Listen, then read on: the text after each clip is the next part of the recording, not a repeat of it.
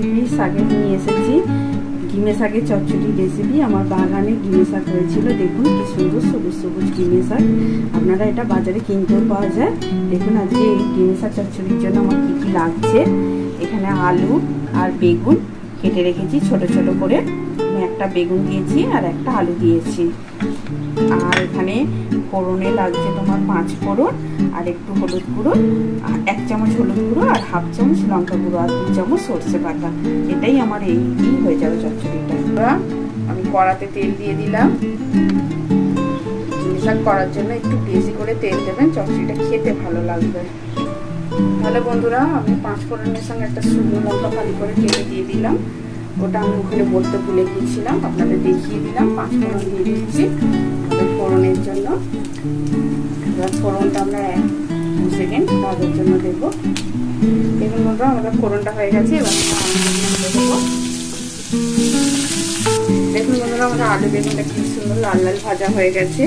এবার আমরা এতে একটু নুন দিয়ে দেবো। নুনটা যে যা আন্দাজ মতো দেবেন। এবার আমরা লঙ্কা হলুদটা দিয়ে দেবো, সর্ষে বাটাটা দিয়ে দেবো,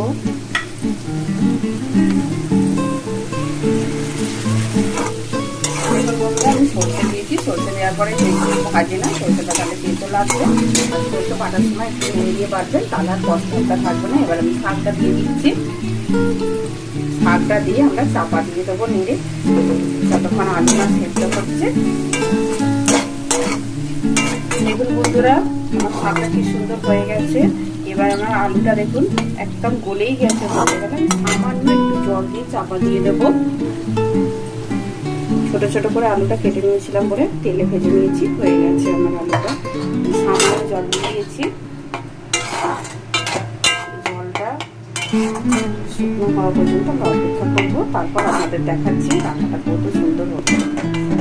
দেখুন বন্ধুরা আমাদের তরকারিটা হয়ে গেছে। এই দেখুন আলুগুলো সেদ্ধ হয়ে গেছে। এবার আমরা গ্যাসের ফ্লেমটা বন্ধ করে দেবো।